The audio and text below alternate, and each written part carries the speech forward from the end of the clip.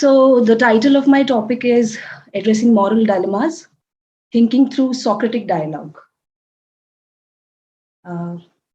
Okay.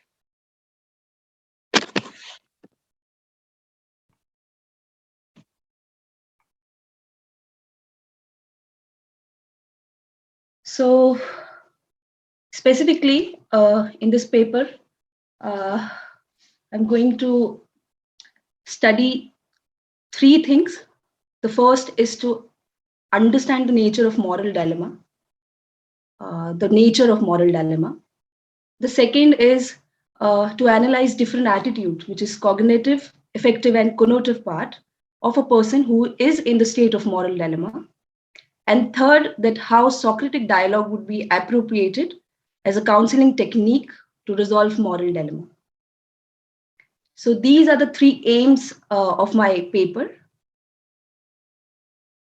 So the first portion deal with the problematics of moral dilemma, यानी कि मानसिक अवसादों में मौलिक द्वंद्वों की क्या क्या पॉसिबिलिटी है और कैसे जब मॉरल डायलेमा होता है उस वक्त की स्थिति कैसी होती है. So human beings are the rational agents, make choices, decisions and commitment. But in the state of moral dilemma, they lose this capability of autonomous being. Moral dilemma is a conflict of moral obligation. In the state of moral dilemma, however, one has the moral choice, but she is unable to choose any of them. यानी कि वो कोशिश तो कर रहा है लगातार, लेकिन इतने सारे moral consequences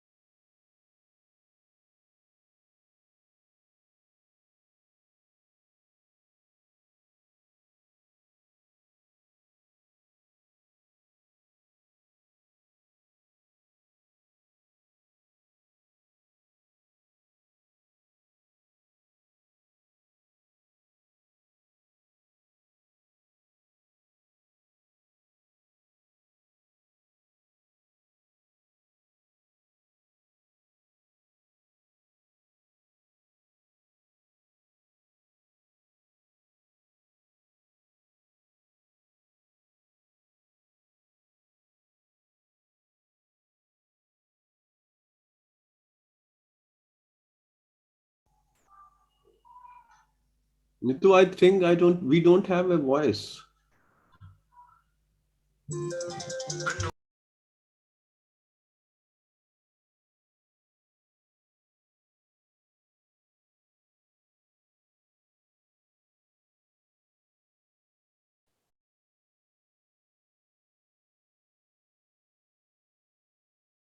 Sorry, is it visible? Hello? Yes. So choices over day-to-day regular options do not constitute an example of dilemma. Rather, it is a state where one's existential and moral beings comes into question. Whether we eat pizza or whether we eat dal chawal, whatever, this is not the choices. This is not the moral dilemma. But moral dilemma is something where our existential being comes into question. So a very classic epic Mahabharata Arjuna example where Arjun position in the battlefield is an appropriate uh, example of moral dilemma where he faced two armies preparing to annihilate each other.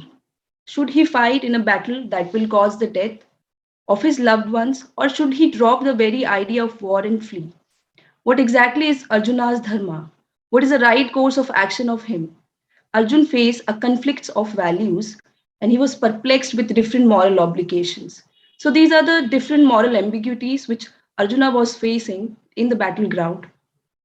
The second moral dilemma example we can take from Sartre, where he's saying that there is an individual and who must choose either his patriotic duty for his country or look after his aged mother.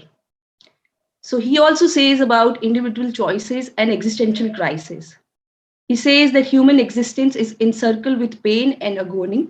Not because life is dreadful, rather, man is condemned to be free, as man is thrown into the world where she becomes aware and make choices effectively. Hence, choice is central to human existence. However, along with the awareness of freedom of choice and existential questions, responsibility is deemed to come. If a man is free, she alone is responsible for what she chooses. If a man is angry, she has chosen to be angry. This man is completely responsible for his decision. Therefore, human beings can't escape from choices. An individual are free to create their own lives. They must accept the risk and responsibility. Responsibility brings fears and anguish. It means that if a man chooses something, she assigns some value towards it. And if it is a value, then the value is for others too. It means that making a particular choice, she is responsible for himself, herself, and is responsible for others as well. The fear of expectation and the guilt of regret from the choice create turmoil in an individual's psyche. And this state is indeed painful, full of anguish, and people generally try to escape from the responsibility, which create anxiety and creates continuous construction of false reality and brings an individual into the state of inner turmoil and worthlessness. Now, what happened in a moral dilemma? I mean, what happened to a personality? So, the second portion of my paper explain that human personality is actually divided into three portions, which is cognitive, affective, and conative. So when I'm saying cognitive, यानी कि मेरा ज्ञान कैसा है, मैं क्या समझती हूँ और अ, मैं कैसे लोगों को परसीव करती हूँ, मेरे बिलीव्स किस तरीके से हैं, मेरी आइडियोलॉजीज क्या है, all these things involves encoding, perceiving, and my awareness of the world. For instance, uh, I know that my anger is dangerous. I know the stress is being bad. I know ice is cold. Second, my affective portion, which is my emotional feelings, my attitude, uh, my convention to my knowledge. So this is a portion where I perceive everything emotionally. This is my attitude and my preferences. Mali, So dalam sok potong. Ja, ini dalam sok potong. so this is something which is positive, negative, which I like, which I don't like. For example, I know that uh, whenever I'll be angry, I feel upset about it. So this is my emotion for my anger.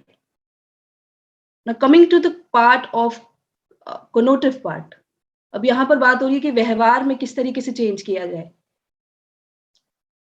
तो यहाँ पर हमारा behaviour कैसा है, हमारे ज्ञान से वो मिलता है या वो नहीं मिलता है, उस तरीके की चीजें हमारे कॉग्निटिव पोर्शन में आती हैं.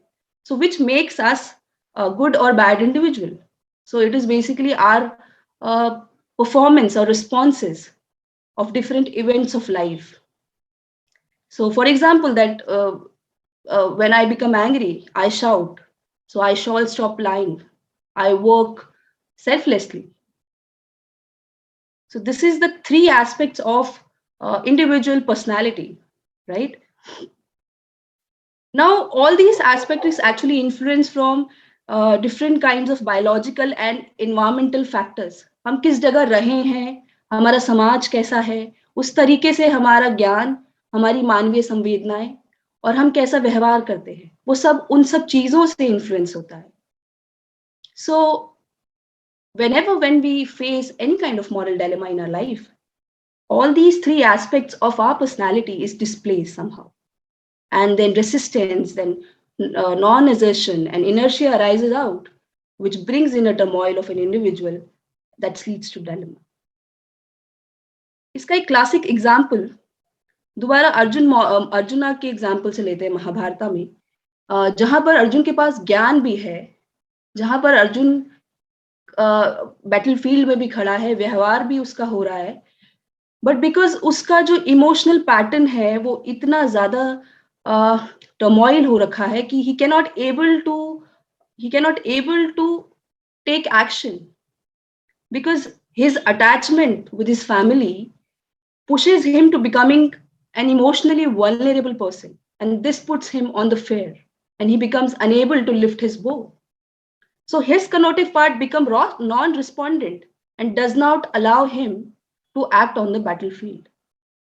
So this is the moral dilemma where it arises in Arjuna's mind and he begins to doubt himself. Then finally he went to Krishna, and Krishna taught him to how to be emotionally effective and take decision. Now coming to the Socratic dialogue, which is a third portion of my paper, संवाद यानी कि वर्बलाइजेशन. जब जब कभी हम मानसिक अवसादों में होते हैं या फिर हम बात करें मॉरल डायलेमा जब कभी होता है, तो संवाद की उसमें कैसी प्रक्रिया रहनी चाहिए, वर्बलाइजेशन कितना इंपॉर्टेंट है. And whenever we talk about Indian culture, Indian tradition, it's always an oral tradition rather than a literary tradition. यहाँ पर गली चौराव हर जगह यहाँ पर संवाद की हमेशा एक पॉसिबिलिटी रही है. But during modernization, after modernization, and post-modernization, when there is an assimilation of culture, now there is no possibility, there is no space of dialogue. We are alienated being now. So verbalization is the first form where we can express our ideas to ourselves and others. And because verbalization is something where we can acknowledge others, we can understand. हम मानवीय संवेदनाओं के प्रति और गहरे होते हैं. So we can communicate our thought process because it is a channelization. We are manifestation of our beliefs. We are giving epistemic justification to our beliefs at the time. So dialogue is the first step for verbalization.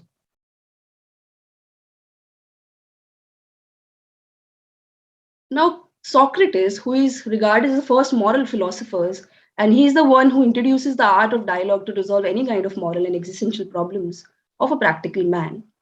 So for him, dialogue is very important because he was a public philosopher, and every time he go to public sphere, he talk, he acknowledge a practical man problem, and whatever he has knowledge, he was sharing.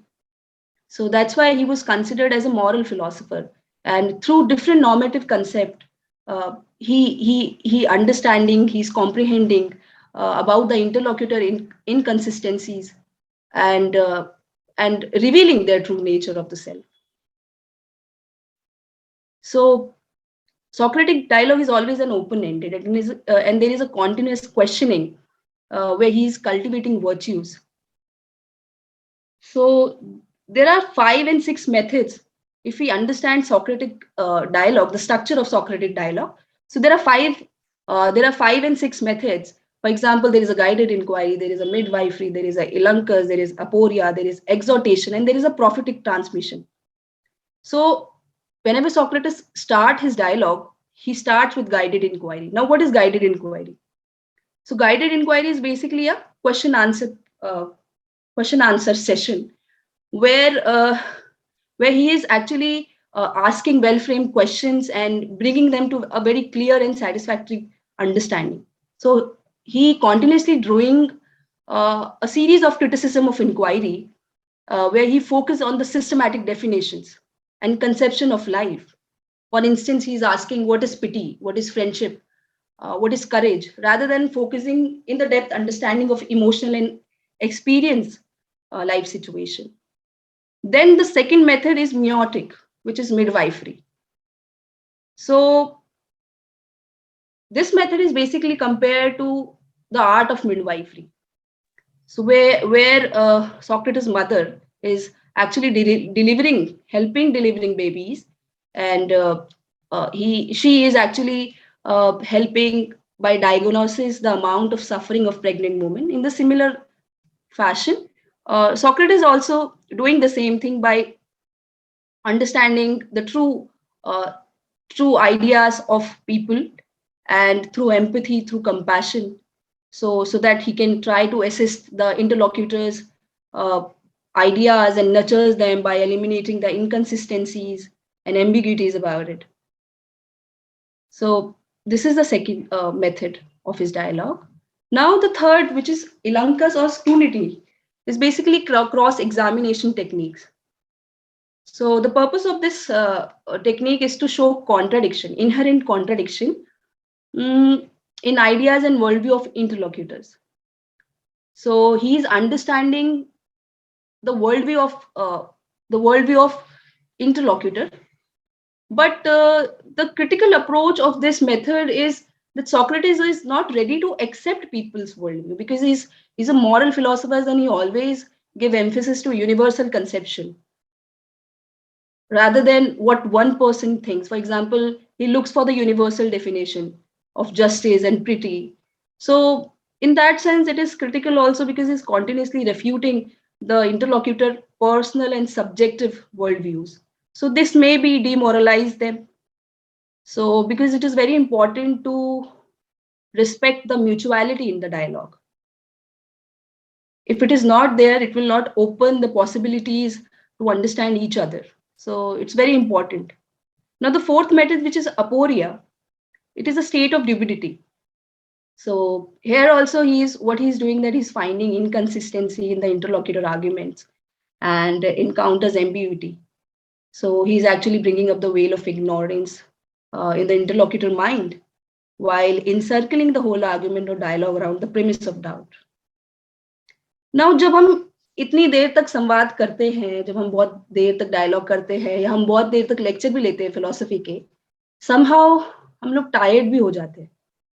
तो उस दौरान हमें कहीं ना कहीं अपने संवाद में sarcasm, ridicule, funny explanation और मॉकरी चाहिए, which is also called a creativity, जहां पर हम अपने ऑडियंस को या अपनी इंटरलोक्यूटर को होल्ड कर सके. So through exhortation, he's trying to make people inspire and make them comfortable.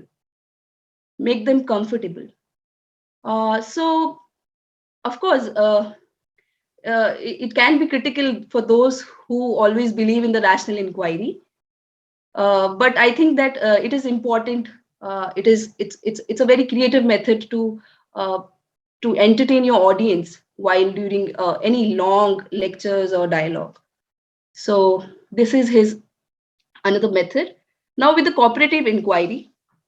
With cooperative inquiry, Socrates frequently encourages interlocutor to continue their investigation. So here he finds the common interest of his interlocutor through self-reflection. He strives to work for the common good. And lastly, through prophetic transmission, he uses stories, narration, myths to problematize various philosophical issues. So these are his 6 methods, basically. Now, the problem with these methods is, of course, Socrates was a moral philosopher, so he always looks for the universal conceptions. जहां पर सिर्फ वो ज्ञान को बढ़ाया जा रहा है, वहां पर उन्होंने effective portion और व्यवहार में लाने की बात नहीं की. तो उन्होंने इंडिविजुअल या इंटरलॉक्यूटर का ओन वर्ल्ड व्यू जानने की बात नहीं की. तो ये शायद सोक्रेटिक डायलॉग में एक ना कहीं थोड़ी सी कमी है. लेकिन काउंसलिंग की टेक्निक में अगर फिलोसफिकल काउंसलिंग की बात करें तो वहां पर प्रैक्टिस का क्या रोल है और वहां पर कैसे इमोशंस को और रेगुलेट कर सके, वो हम कुछ ऐसी टेक्निक्स हम डाल सकते हैं ताकि सोक्रेटिक डायलॉग और नर्चर हो सके. So the last portion of my paper shows that person is always deeply rooted in historical setting. So political, social, religious, culture. So because all these institutions play a very significant role in making of one's subjectivity. And he always engage and interact with others. So because through this, he is understanding himself. But at the same time, moral dilemma, in moral dilemma, we have to balance the 3 aspects of cognitive, of emotive, and of conative. So philosophical counseling have this possibility. So how we can do that? This is very important uh, thing which we can look. And emotional pattern. I'm just ending up. So talking about the emotions things, Martha Nussbaum says that emotions are a very highly intricate and very messy aspect of human thinking. So मानवीय संवेदनाओं को किस तरीके से समझा जाए ताकि हम अपने इंटरलोक्यूटर को और गहरे तरीके से उनके अवेयरनेस, उनके इमोशंस के प्रति अवेयर हों और डायलॉग करें. So in this way, the first thing, narrative artworks of all type, whether it is a musical, visual, or literary, provide us with information about emotional history that we would not otherwise have access to. For example, Bharatiya Samaj में रामलीला, राम चौपाई, रामायण, ये सारे narrative artworks हैं.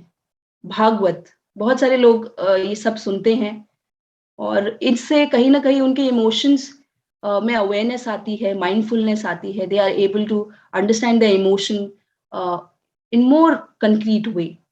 सो yeah, narrative artworks can help.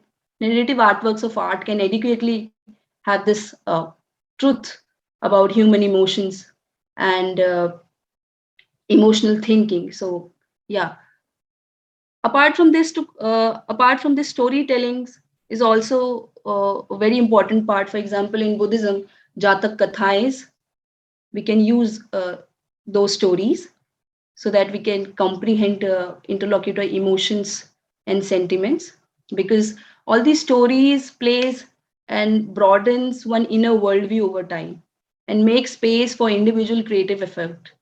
So we can trust and disassociate of self from the world.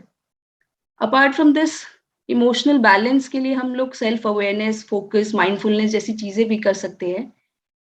और empathy के through empathy we can understand emotions and we can understand the interlocutor dilemma and address the sensitive turmoil. Now अब ये सब हमारा effective portion को कहीं ना कहीं पुश कर सकता है, लेकिन जब प्रैक्टिस की बात आती है, अब ज्ञान आ गया, इमोशनल एटीट्यूड भी ठीक हो गया, लेकिन व्यवहार में किस तरीके से आए. हम लोग काउंसलिंग की तो बात कर रहे हैं, बातचीत तो होगी, डायलॉग तो होगा, लेकिन प्रैक्टिस कैसे होगी, हम प्रैक्टिस किस तरीके से करेंगे. जब तक हम काम नहीं करेंगे तब तक हमारा जो इंटरलॉक्यूटर है उसकी प्रॉब्लम कैसे सॉल्व होगी. तो उसके लिए भी अलग अलग तरह की थेरेपीज है, आर्ट थेरेपीज है, म्यूजिक थेरेपीज है, बिब्लोथेरेपी है, और भी बहुत सारी मेडिटेशन प्रैक्टिसेस हैं इंडियन कल्चर में. और इस तरीके से इन सभी थेरेपीज से हमारा सेंसरी मोटर फंक्शन होता है, सेल्फ अवेयरनेस बढ़ती है और हम बहुत अटेंटिव होते हैं. और जब हम अटेंटिव होते हैं तो हम अपनी प्रॉब्लम्स को और गहराइयों से समझ सकते हैं. All these methods will definitely help us to understand the contradiction which is going on in our psyche continuously, because we are dynamic human and there is a continuous contradiction happening with our belief system and thoughts. So attention is really important, and through attention we can understand the contradiction happening with our belief system. So these are the 3-4 things, and of course different therapies I have mentioned. Now I'm summing up. So all these 3 aspects, which is cognitive, affective, and conative, how to integrate it, that is the main idea of philosophical practice. How to integrate it, इन तीनों को हम कैसे integrate करें, उसके लिए बहुत important है, specially जो इस एरिया में जो काम कर रहे हैं बहुत डेप्थली, उनके लिए बहुत इंपॉर्टेंट है. और इंडिया के लिए, इंडिया में जो काम कर रहे हैं, कि वो भारतीय मन को समझे, भारतीय साइकी को समझे, उसमें होने वाले द्वंद्वों को समझे. और देयर आर डिफरेंट मेथड्स जिसके थ्रू वो हमारे इंडियन कल्चर में ही है, हमें देखने पड़ेंगे कि कैसे उन द्वंद्वों को हम मैनिफेस्ट करें डिफरेंट मेथड्स से. उसके लिए सिर्फ फिलॉसफी तक सीमित नहीं रहना चाहिए मुझे लगता है. We have to read sociology, we have to read anthropology, we have to understand the Indian psyche. When we understand Indian psyche, only then we are able to assist Indian mind. That's it. Thank you, everyone.